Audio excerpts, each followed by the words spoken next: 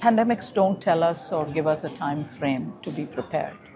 I think it's just like, you have to be ready all the time in terms of technology, innovation, research, clinical research, and multi-platform technologies which are required, and also some of the back-end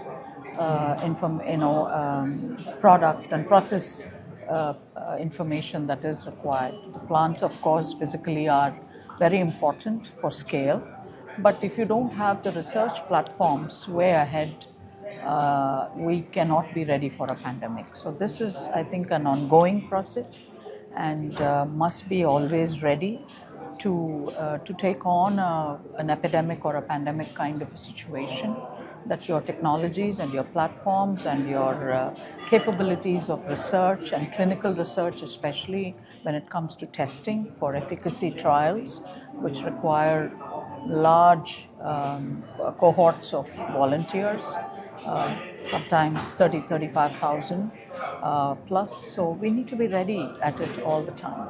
This is how we can be ahead of the curve in order to face a pandemic or an epidemic. We are not a manufacturing hub anymore. We have taken on the platform of research and innovation and R&D development, more importantly for products and molecules which have to come out of biotechnology and these processes. We have to be very, very ahead of the game in terms of clinical research, clinical development, product development, because that's a different ball game altogether.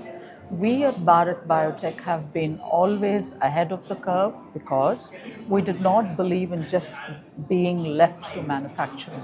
From day one, this has been how we've been guided in with the founding principles of the organization, is that we have kept ourselves very much inclined to new product, new molecule development and new processes development and clinical research, and then thereon going into manufacturing and releasing new products which are controlled with our own intellectual property rights.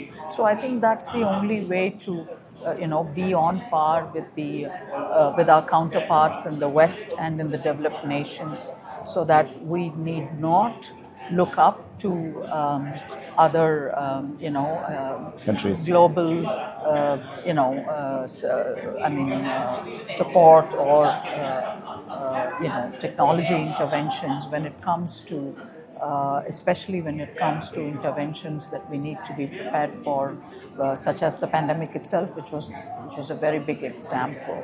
And most importantly, I think the second point that I would like to add is that our population, the demographics that we have, is not small. It's 1.4 billion, of which more than 400 million are under 18.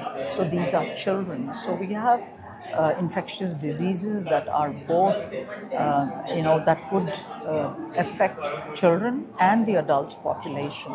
So with the demographic dividend, which is so big, I think innovation is the only key that will keep us moving forward, and not look up to others when it comes to addressing technology and interventions and disruptions for that matter.